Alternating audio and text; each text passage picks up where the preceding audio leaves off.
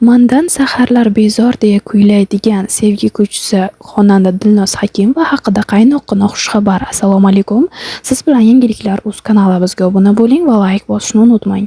Xonanda Dilnoz Hakimova qizaloqli bo'ldi. Hozirgina bizga yetib kelgan ma'lumotlarga ko'ra, Dilnoz Hakimova o'zining ijtimoiy tarmoqdagi shaxsiy sahifasida qiz farzandli bo'lganligi haqida postlarni joyladi. Rasmdagi aniq ma'lumotlarga ko'ra, yangi mitti farishtaning ismi Amani bo'lib, 16-iyun kuni ertalab soat 7:35 atrofida dunyoga kelgan.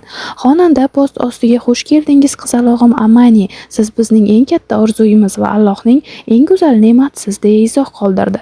Biz ham xonandani chin qalbdan tabriklab, kichkintoyga uzoq umr, sog'lik, salomatlik tilab qolamiz. Eslatib o'tamiz, Dilnoz Hakimova aynan qaysi shifoxonada farzandini dunyoga keltirgani va operatsiyaga qancha pul sarflashi haqida ham aytib o'tgandi.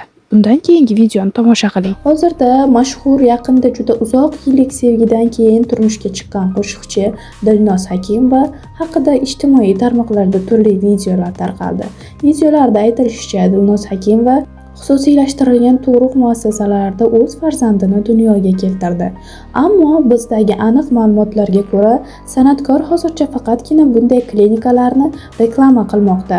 Raddom tanlash jarayoni menda endi boshlandi. To'ylardan ortib, bolajonim bilan birinchi bor uchrashadigan joyimni tanlashga kirishganman.